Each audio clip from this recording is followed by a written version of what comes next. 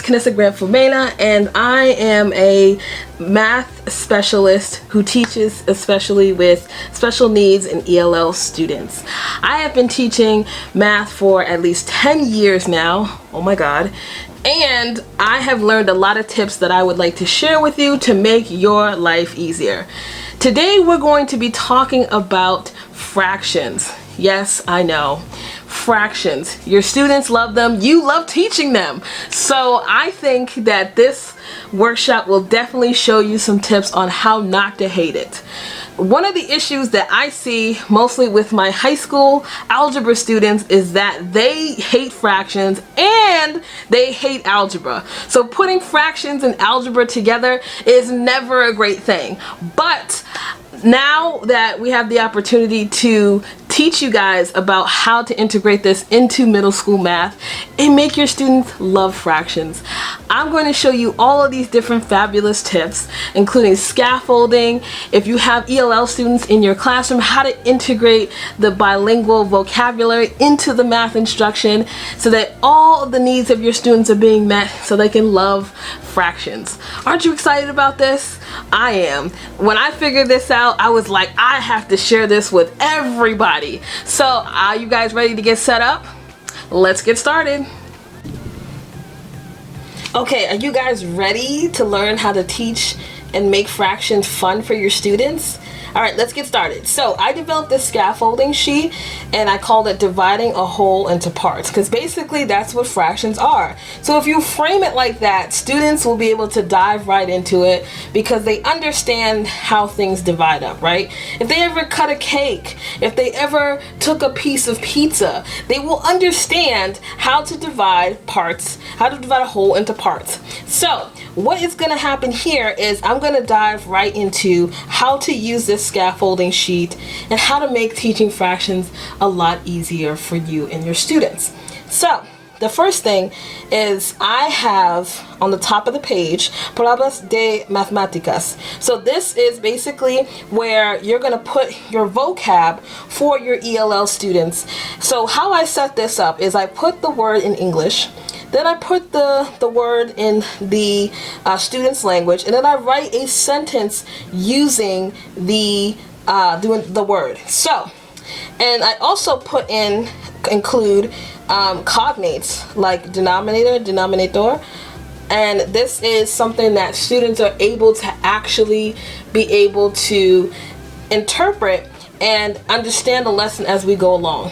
So the students who are ELL are going to take these words in the first part of the lesson and put them into their vocabulary jar.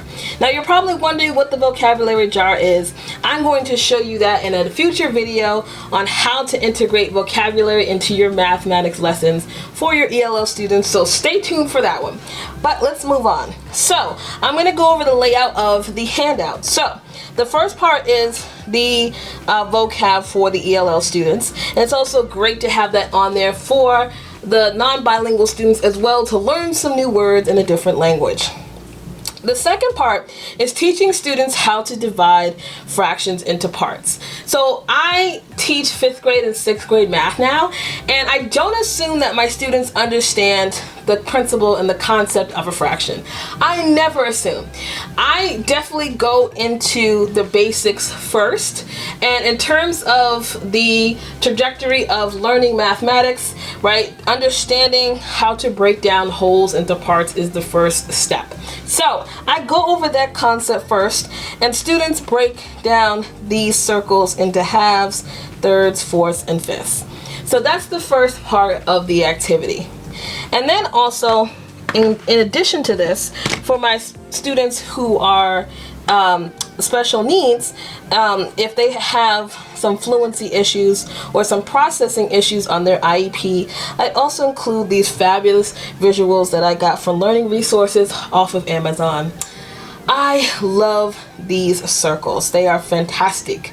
So what you do here, this is the percentage. I meant to show the actual numbers here, but the percentages on the back. So then when you integrate percentages into your fractions lesson, then they will be able to understand the difference between 1 and 100. That's really great. That's also why I love these. But I digress. Let me continue. So the first one is the whole, right? So I'm going to show this to the students and they're going to be like, this is a whole, right? This is 1. Now, when we divide this into halves, I have these halves here. I'm going to break these apart here. I'm going to turn these over. So you have a half, right? So how do I divide the halves of this whole into a half? Well, I can show them right here and how we divide that whole into halves here.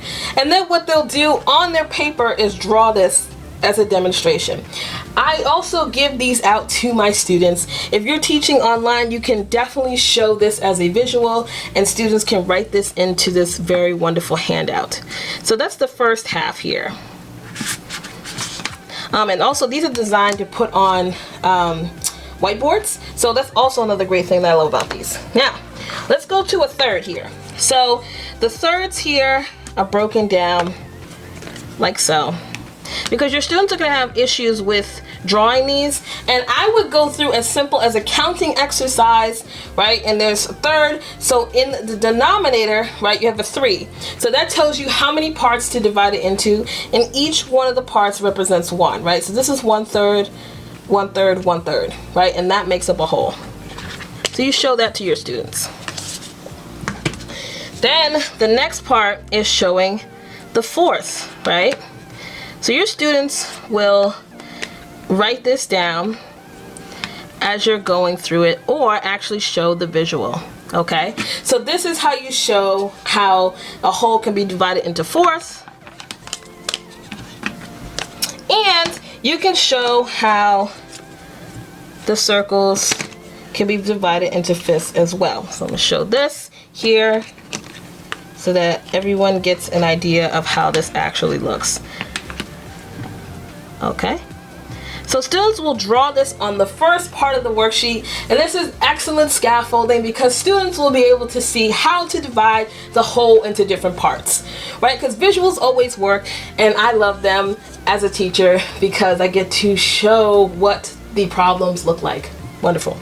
So now the next part of the worksheet involves actually dividing the different parts into different fractions here. So this concept here goes over how to shade in the different parts of a whole. So I go back to my drawing board, and for 1/2, I want you to shade in 1/2. Well, students can shade in 1/2 because we just use the scaffolding activity to represent a half. So they can look at the previous section of their handout and be like, I know what 1/2 is. It looks like this, right? And then if the next one is 2/3. So if you have 1 here, and then you have another third, you have 2/3. And your students will draw this just like this to help them understand how the fractions are actually broken down. Okay, so for the next one, what you'll get is 3/4. And that means you're going to take 3 of the fourths here and put this in the diagram. Okay, ta-da, right? Magic trick. Okay, so now the last one is the fifth, and you're going to take 4 of these to demonstrate 4/5 here. And I'm actually going to take this apart so that they don't stick together. And students should see that there are 1, 2, 3, 4 of these, okay? And you have one blank open. So they'll shade in this region, the green region, and leave the red region unshaded. And get fun with this, right? Give them some colors, really make it colorful. Have it match, the different colors match the different fractions as well. That may make it a little funner, okay? Much more fun. Use the word funner all the time. All right. So the last part is actually putting this into practice, right? So word problems is also very difficult for students and also very difficult for teachers to teach. So for this last portion, what we're going to do is we're going to look at what these fractions are. So the first one, I like to give a really easy one that really sets them up for success. So the first one says, there's a whole pie left over from the party. Jessica ate half of the pie. How much of the pie is left over? Well, right, the whole, students know what a whole is, right? So the whole is here. I'm going to zoom out just a little bit here. The whole is here. And then students can actually put a half here, right, to represent the half that she ate, okay? And on the diagram, and we take a look at the problem, you notice that there are 3 circles here. So I give the student an opportunity to represent the fractions in the circles. So the first circle would represent the whole, the first part of the problem. So they would have this whole entire thing, right, first. Then they would represent the next part by shading in only half, right? So students should see, if they shade in the half, how much is left over. Well, a half would be left over because she ate the other half, right? And then I would probably put a joke in there being like, wow, she ate half of a pizza? Wow, she was really hungry. That's just something I would put in there. But I like to make math fun. But the next problem here goes into another concept that I'm going to dive into the next section, just to see if students really understand the concept. Now, this concept involves multiplying fractions. So this one is going to be a little bit new. I'm not going to go into the algorithm for figuring it out, but I want to use visuals to make it a lot easier for my students with special needs in ELL. So this one is definitely one that you have to break down. So this one here, I'm going to zoom in a little bit here. It says there is 2/3 of a pie left over. Jessica ate 3/4 of the leftover pie. How much of the pie did she eat? Well, for the first 2 circles, I'm going to have my students represent what 2/3 and 3/4 actually looks like. Okay, so I'm going to have them use the fractions here. Alright, so she said she had 2/3. Okay, so she had 2/3, and then she ate 3/4, right?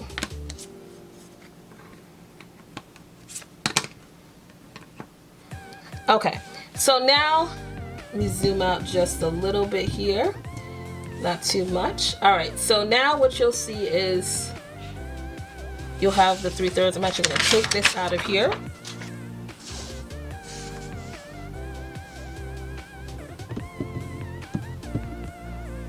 Okay, and then you have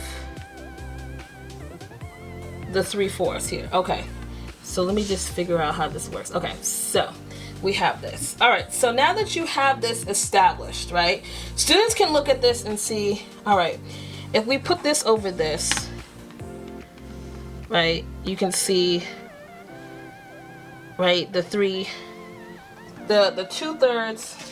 that's left over versus the 3/4 that she ate here, right? So you can see there's a little sliver here, and you can see that there is a little sliver there that she ate extra.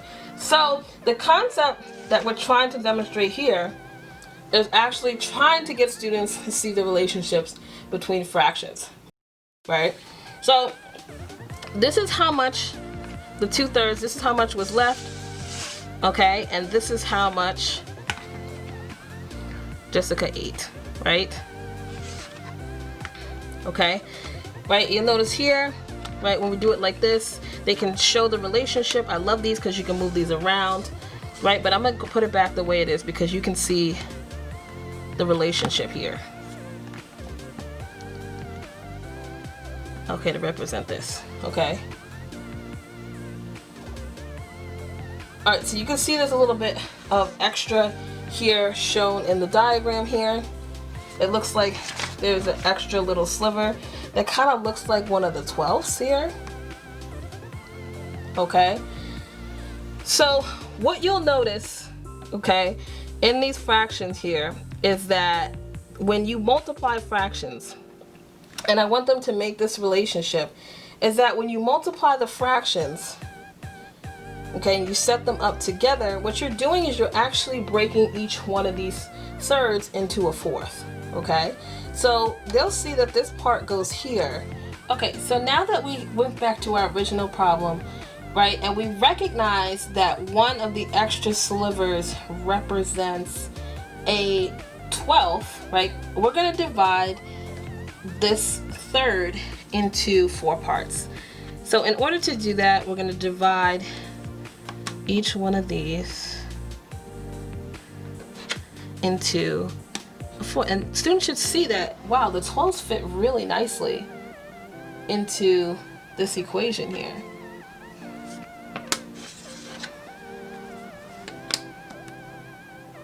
They fit really nicely. And they should see this relationship, and this is why I love using these fraction pieces. So here, right, they'll realize that the whole is broken down into 12ths, okay?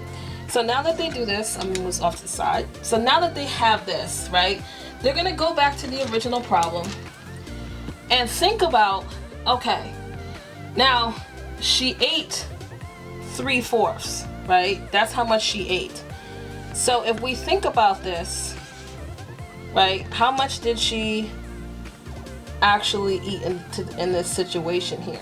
So another way to represent this problem is actually breaking down the 12ths, okay? So before, students should have recognized, right, when we overlaid the 2/3 over the 3/4, they should have recognized that a 12th would fit into that little extra piece a lot better, okay? So once they recognize that, what you're gonna do is, I would also show them this representation, okay? So this is how you break down a whole into 12ths, okay? And they can see each one of the parts, right? So according to this, right, if she were to look at this pizza and she were to eat, right, 3 of these, because she ate 3/4, right, she took 3 of these away because that's how much she ate. How much are you left over with? Well, 1, 2, 3, 4, 5, 6, 7, 8, 9, right? So there's 9/12 left over as a result of her eating those 3 pieces, right? And that would be the correct answer. But let's take this even further and let's teach them a preview of simplifying fractions, okay? So I want students to also be able to understand, right, that a 1/6 can fit into this as well, right, if we break this down.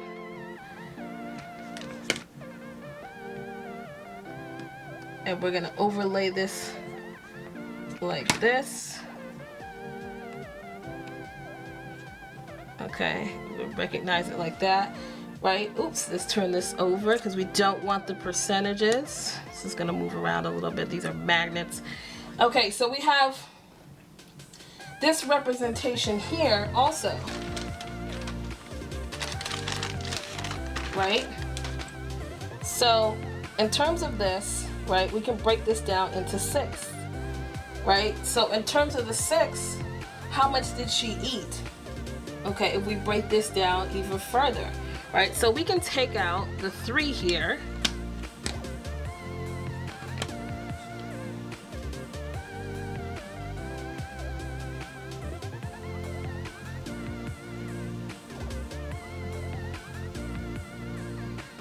And let me move this around here so that you can see the relationship here. It should fit pretty good, right? Okay, so of the 6 here, she ate 3 of these. These are gone, right? Okay. And you'll notice that you have the 12s here, 3 12s here. So in terms of the representation, if she were to eat 3 of these, right, what would you be left with? You will be left with 3 6 here, okay? So you can show students how to further simplify fractions by using this module as well and these fraction circles and pieces as well. So this has been a godsend for me because teaching fractions is made so much easier by this process. Hey guys, I hope you enjoyed watching this video and I hope that you learned a lot about how to teach your students about fractions. Are you excited now to go into the classroom and teach? I am. So if you have any feedback or any types of questions about the tutorial, please make sure to reach out to me. I will leave my contact information in the module. I love to hear from you, and have a great time teaching math in your classroom. Math is fun, always remember that.